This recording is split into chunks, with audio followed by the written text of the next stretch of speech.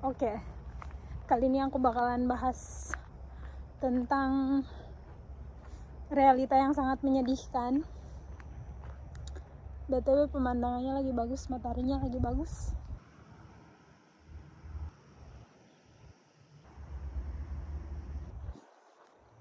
Ini dingin. Semakin mendekati akhir tahun tuh semakin dingin banget. Jadi topik ini tuh aku angkat karena ada beberapa teman-teman yang DM aku bilang, "Kak, pengen ikut pelatihan di LPK tapi mahal banget." Kan ya setidaknya harus punya sekitar 25 sampai 35 juta kan untuk biaya LPK-nya. Lalu kalau mau ikut program pemerintah masih terbatas untuk job kaigo sama kanggo. Ini topiknya tentang kerja ke Jepang ya guys. Lalu program pemerintah juga mewajibkan harus punya sertifikat JFTN 5 minimal. Jadi kayak serba salah gitu loh buat teman-teman yang emang bener-bener pemula banget gitu. Aku mau nyaranin ke tempat LPK aku yang kemarin, tapi itu juga hanya menerima yang lulusan keperawatan, jadi ya sama aja nggak bisa kan. Nah, jadinya nih aku pengen ngebahas, setidaknya kasih solusi sedikit lah ya, walaupun nggak bisa semuanya, tentang cara kerja ke Jepang ya guys. Oke, disclaimer yang pertama banget tuh, teman-teman nggak bisa kerja ke Jepang kalau bener-bener pengen 0 rupiah banget pengeluarannya ya. Paling nggak kayak misalkan nih LPK yang paling terkenal dengan dana talang yaitu Minori ya.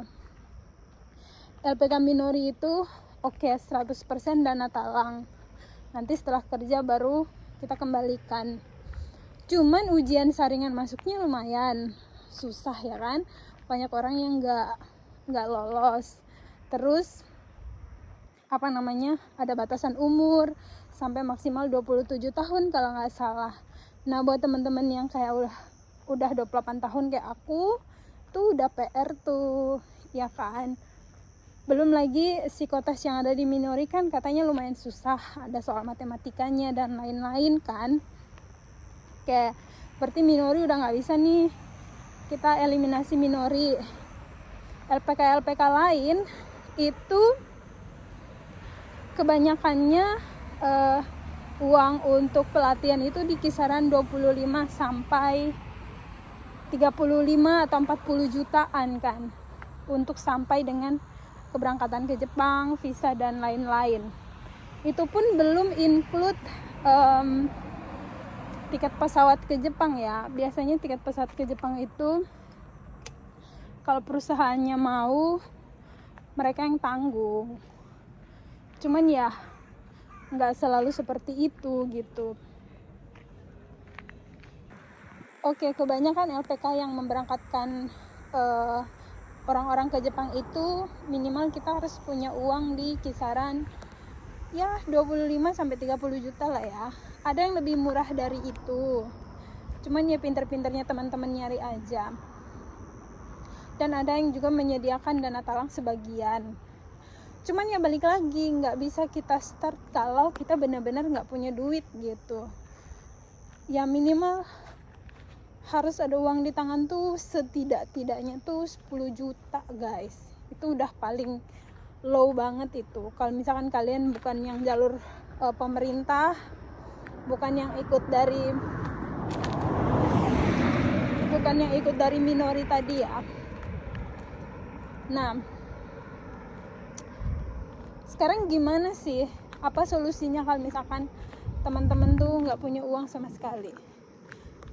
Solusinya adalah kalian harus kerja dulu atau ngobrol sama orang tua untuk pinjemin setidaknya 10 juta, atau ya pokoknya harus punya duit lah, nggak bisa 0 rupiah gitu ya. Itu satu.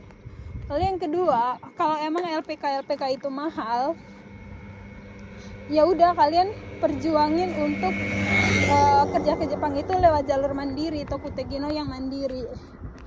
Tokutegino yang mandiri itu ya perkiraan biaya di sekitar 10 jutaan total ya. Tapi untuk bisa apply Tokutegino mandiri itu kan kalian harus sudah punya sertifikat setara N4 untuk level bahasa Jepangnya. Lalu kalian harus punya sertifikat keterampilan khusus yang SSW di salah satu bidang dari 14 bidang yang tersedia di program Tokutegino gitu.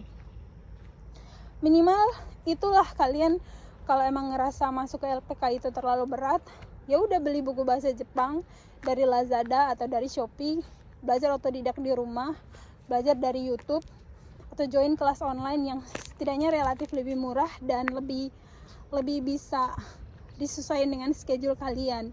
Karena kalau misalkan masuk LPK kan itu harus ninggalin pekerjaan kan buat mereka yang sedang bekerja, dan emang full untuk waktunya itu dipakai buat full pelatihan doang gitu.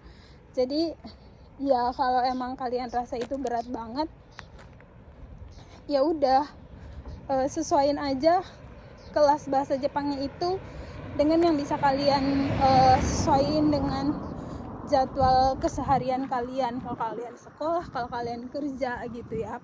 Nah, setelah kalian udah les bahasa Jepang sampai setara N4, kalian daftar tuh ujian JFT Basic A2. Itu harganya sekitar 400 ribuan ya. Tersedia di beberapa kota sih di Indonesia, di Jakarta, di Bandung, di Surabaya kayaknya ya. Nah, habis itu setelah yang ujian JFT ini, selain itu kalian juga harus belajar juga tuh salah satu jurusan atau bidang yang emang kalian minati. Kalau aku kan Kaigo, jadi belajar Kaigo. Nah, habis itu Kaigo itu kan ada bahasa Indonesia, bahasa Jepang kan. Jadi ada 2 ujian tuh yang terpisah. Daftar lagi tuh ujian untuk Kaigo, bahasa Indonesia sama bahasa Jepang. Terus ujian deh kalian ke Prometric yang SSW. Kalau kalian lulus ujian itu kan duit yang habis untuk ujian itu kita taruhlah sekitar 1 jutaan ya mungkin 1,2 juta ya. Nah, kalau kalian udah punya tuh sertifikatnya 3-3-nya, ini aku kasih contoh yang Kaigo ya, baru kalian bisa cari lowongan job untuk kerja ke Jepang dari loker-loker yang mungkin di share-share orang atau dari website yang resmi gitu. Nanti di sini aku bakalan taruh salah satu website yang bagus. Mereka punya loker-loker di Jepang, lengkap dengan persyaratannya, lengkap dengan gaji dan segala macamnya ya. Teman-teman bisa cek sendiri di situ. Nah, kalau memang udah cocok sama kriteria kalian, kalian apply. Baru nunggu untuk proses interview sampai dengan kontrak kerja dan keberangkatan dan semuanya. Ya, masing-masing ada plus minusnya. Kalau misalkan kalian lihat LPK kan semua rata-rata dikerjain sama orang LPK kan, dokumen dan segala macam, mensetsu dan segala macam. Tapi kalau jalur mandiri ya pasang-pasang badan, semua resiko harus ditanggung sendiri gitu.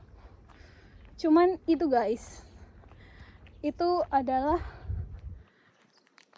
gambaran untuk kerja ke Jepang kalau kalian itu emang mepet-mepet banget dananya gitu. Jadi ya nggak bisa kalau dengan 0 rupiah ya, nggak bisa sih menurut aku ya. Minimal kalau kalian emang mau yang murah, nggak masuk LPK, nggak ada dana talang dari LPK, setidaknya kalian punya sekitar 10 juta lah untuk lewat jalur mandiri guys. Oke guys, semoga bermanfaat. Bye bye.